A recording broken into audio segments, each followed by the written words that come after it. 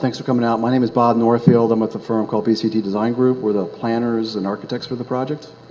So tonight is an open presentation to talk quickly about what are the overriding goals and vision for the project and things. So we'll have a quick little 15-minute summary by the consultants.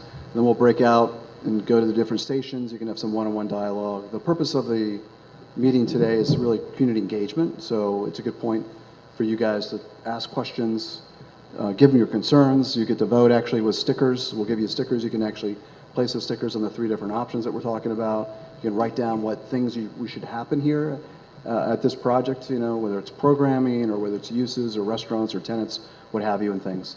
So we'll go through a couple of these quick things. Campbelltown has a great history. So this is something that's really important to us. We find that the best projects we design are ones that resonate with the community, that build upon the culture, the legacy, and the heritage of the community.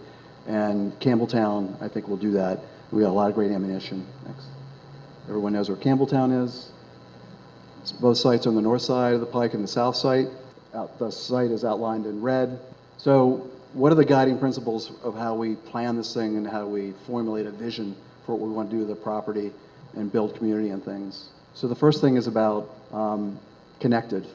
We have to come up with a plan that's connected physically to the roads, to the bicycle trails, to the parks and recreation, to downtown. But we also want to do an emotional connection with the community to promote uses, promote an architectural style that resonates well with you guys. Your first place is your house. Your second place is your work. The third place is where you kind of hang out and where you choose to socialize. The intention is that this will be your third place. This is the place you're going to want to live, eat, dine, shop, and things. It's going to have some qualities about it that are really interesting that make you want to shop here and stay. Authenticity. We don't want to replicate anything that's done downtown or in historic buildings. We're not going to be Disney-esque in that manner. What we want to do is use similar materials, similar roof styles, but we're not going to replicate it. We're going to use different styles, maybe make it a little bit more contemporary, but it's going to be warm and inviting. So it'll have a sense. We're building upon this agrarian look, which is not unlike what the dairy barn is. Some shape that you would see when you're driving around town or out in the country. We think that's a very appropriate language for the project, given its use and its history and things. So we'll build upon that. And then community. Our firm's, one of our taglines is building community. And you do that by doing things that are appropriate and respectful to the neighborhood. So we work very closely looking at the adjacent land uses, the adjacent buildings. So we're trying to do buildings that are respectful of the neighbors, respectful of the town's heritage, and then also try to reinforce all the great things that are in the town and build upon those things. Thanks. So this is an artist's rendering. If you're standing in the middle of the pike looking towards downtown, the barn is directly behind the silo element right there and things. And one of the suggestions we have is that maybe we look at it using a traffic circle to slow down traffic off the pike and stuff. We've done a lot of homework, but we haven't come to any conclusions yet. The idea is that we come to you guys, get your opinions, your thoughts on things. We've got three options. We've got some imagery of what we think is appropriate. But the idea is that we didn't figure everything out and then come to you, to come to the community. We want the community feedback and buy-in and things. So this is a very quick artist rendering. You'll see that the retail buildings are single story. There's no two-story retail buildings. We want to do placemaking, maybe a nice little green park area in the middle of it, have some food and beverage. We'll have spaces that you can kind of hang out, picnic. You can do yoga, you can program it, you can do a craft fair, you can do a car show, things that give you reasons to come back to the project, and for the project to kind of resonate with the community and be part of the whole thing and stuff. Great examples of beautiful architecture that we have right down the street. We're not, like I said, we're not going to replicate that, but we're going to draw materials, look and style and feel the whole thing. So it kind of fits into Campbelltown. Some examples of other buildings which we think are nice. Obviously these are newer buildings, but they have certain forms and materials to them that make them appealing. A lot of glass, a lot of warmth, a lot of natural materials. A lot of simple forms that you'd see in barns and agricultural buildings and what have you. Placemaking. Placemaking is a word to describe a place where we want to hang out. It's usually what we call program spaces where you can have a variety of different activities, whether that's fire pits, whether that's car shows, all these other things like that too. But it's a central gathering space for the community to do different things in. and for a lot of spill out food and beverage, cafe uses and things that can help animate and activate the space. It's a very small scale. It's not like a giant scale to it that you'd see in this large project. It's very intimate. So we've worked very hard at that scale as well. Signage is a key important part of the whole thing. We want to do signage that's appropriate. We don't have neon sights flashing and things like that. We want to have signs that you would see in town already that are subdued and they have a bit of a character that are really simple and stuff. This is some residential imagery of what we might do. There's some more down here in the tent you'll see in a little bit after we break out. But the idea is that we're going to introduce market rate multifamily housing, which means apartments. These would not generally be Section 8 or affordable housing. These are market rate that anyone would rent. And typically the audience is a graying population that wants to get out of their house, or it's one of my kids who are just starting out and need a place to rent at a college or after they've gotten their first job and things. But this residential would also take on the character of the agrarian look, board and batten, wood, and nice colors and things. The civil engineer will talk more about the site, but we're going to take care of all of our problems on the site as far as stormwater goes. We won't have large retention ponds. We'll have smaller rain gardens, bioswales, things that keep our water that we generate on site on our site and stuff. We also are going to be respectful of the floodplain across in the southern part of the site that connects into the community property and abide by all those restrictions. So we come up with 3 schemes. First one, all schemes yield about the same amount of units. We're talking about 163 apartments. They're all in 3-story configuration. So you'll see there's 3 different types of plan layouts and building layouts. They're all 3 stories tall, which is a similar scale to the buildings that you see up on the top of the hill and things. You'll see some have bigger buffers, some have different configurations and what have you. And then the residential is about 163 units, and then the retail yields about 40,000 square feet. So they're all very similar and stuff. This one has what's called tuck-under parking, where the parking is kind of like an open garage. You drive in right at ground level, and the building overhangs it, so you have fewer surface parking lots. And then the retail portion, the yellow building is the barn that we're standing in. So we're proposing to do a green space just on this side of the barn between the retail that fronts the pike and our space in that green little area. We're going to put a small addition onto the existing home that you saw on the right when you pulled right in. That'll be for restaurant, food, and beverage. And then we're going to put a building across the street, and you'll see there's some different size. This is what we consider maybe a market building of a smaller size, which is a little bit more parking, great visibility to the community gardens and stuff. So we started to mask these things up just in white box massing. There's a rendering here as you leave. We kind of know what the style could be, but we don't know exactly all the details. Like I said, we've done a little bit of homework and figured it all out. So you'll see the residential buildings on the left-hand side are going to be in this portion of the site. The retail buildings are going to be this building and down towards the south and things. All the retail buildings are grouped around this green space in the very middle.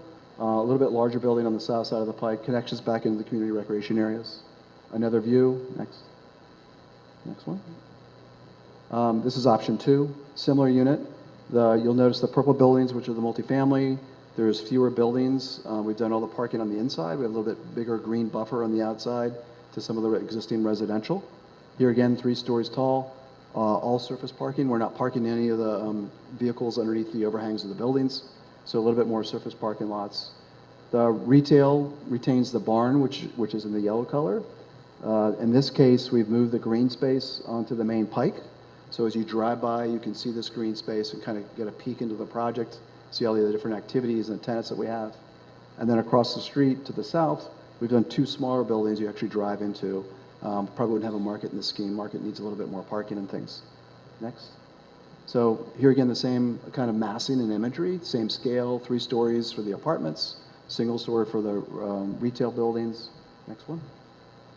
Just a different view. You know, Main Street's at the top of the sheet. You can see the traffic circle that we're suggesting as a way to calm traffic. You know, the pike needs to slow down a little bit, and people need to engage and be able to cross the street. Want something that's very highly walkable. Next.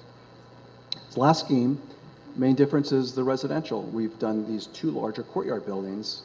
So they're continuous footprint buildings, and they have this courtyard that faces the main street instead of a collection of smaller buildings. Puts all the parking on the outside of the building, still same things, 163 units, 3 stories tall, similar scale to what you have in the residential neighborhood. And in this case, we've got more linear buildings up against Main Street. Keeping the barn. We love the barn. We want to do things with it on both floors. I think it can contribute to the look and the feel of the project. And then some massing. The residential building to the left that's up the hill. You see this courtyard configuration. We probably have some amenities in the middle, playgrounds or pools that are just for the residents and things. And then the different views of the retail down by the traffic circle with Main Street up top of the sheet and things like that. So this is just a summary of the 3 different schemes. They're all about 163 units. There's about 161 units up the hill. There's going to be 3 or 4 apartments above in the 2nd floor of this existing building that we're going to renovate as well. We've already done the outside of the whole thing. So similar size, scale, great project. We want to be part of the neighborhood. We're trying to be respectful of everyone. So it's important that you all talk after this and meet us down after we talk more about the consultants. And next up is our land use attorney. Good evening. My name is David Schutte. I'm with the law firm of Troutman Pepper, Hamilton Sanders LLP. And we've been representing Chris since he started looking at this project. And I practice land use and real estate law. And I've represented a number of developers that have done similar mixed-use developments throughout central Pennsylvania. And one of the keys to these types of development is cooperation among the elected and appointed officials of the township, the developer, and the community in order to find something that works for everybody. Because these usually aren't cooked into the zoning ordinance already, so it takes some cooperation. And this is the very, very first baby step of the project. As it moves forward, there will be multiple public hearings on the zoning of the property, on the development of the property, and the uses within the property. So this is not the first time, and there will be nothing that will be hidden or under the table about anything that's done in the project. Rather, most of it's going to be done in a public forum with lots of public notice to the community and in cooperation with the elected and appointed officials of the township. I know that there's probably lots of concerns about traffic and stormwater, and they are subject to permitting by state and local agencies as well. And we have with us Craig Malott, who traffic planning and design, and he works on traffic design, and he'll speak quickly about the permitting process for the traffic improvements. And also Adam Davis, who is a civil engineer, and he'll be speaking real quickly about the permitting process for the stormwater discharge. Go ahead, Craig. Good evening. As David mentioned, Craig Malott. We're the traffic planner on the project. If this group is like most neighborhoods that we deal with adjacent to development, there's significant concerns about traffic. So we handle the planning related to improvements that are necessary, and then the design and approval of those improvements with the state agency and also the township. We're at a very early stage, as David mentioned, so we don't have specific feedback on traffic improvements. We're showing a roundabout conceptually at the main entrance to the development, but all these things have to be vetted. What I can convey is that traffic specifically will have to be analyzed in detail with a study that gets reviewed by the township and PennDOT. And then any improvements, and inevitably there will be significant improvements that are required in conjunction with this development. Those improvements will have to be implemented to mitigate the impact. So there's a lot to come. We don't have specific answers on traffic. Just wanted to assure you that there's processes in place to address that. One other quick point, it's not just addressing vehicles. I know there's significant traffic on Route 322, but we're trying to design something that will accommodate vehicles, pedestrians, and bicycles safely. So that's another component that we'll have to consider.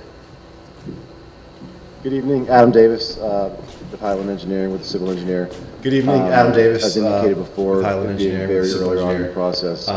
As indicated before, it being very early on in the process. As the site is sort of a refined layout, to, we'll be working on things like stormwater management, with the final layout, we'll be working on things like erosion stormwater control. management. All those types of landscaping, elements would be designed erosion control, into what would be all called the those land types development of plan, which elements will would be presented designed to the township, what would be called the land development plan, which down the will road be quite a bit, presented to the township. which you guys would have down the the road quite a opportunity bit. to review at that point as well. Which you guys would have. I believe there's the a slide or opportunity two down to at the review separate at that breakout point as room well. regarding I believe rain there's gardens. a slide or two down at the separate breakout If you guys have rooms any suggestions regarding on, rain what gardens. you would like to see, as Bob mentioned, we don't plan on doing large regional basins as a typical layout. We try to spread it out with rain gardens, paying attention to the natural sensitive features on the other side of the road with the floodplain and the wetlands. So again, if you have any suggestions on that or any known concerns within the area, please jot them down and we'll take them into consideration as we move forward with design. Thank you.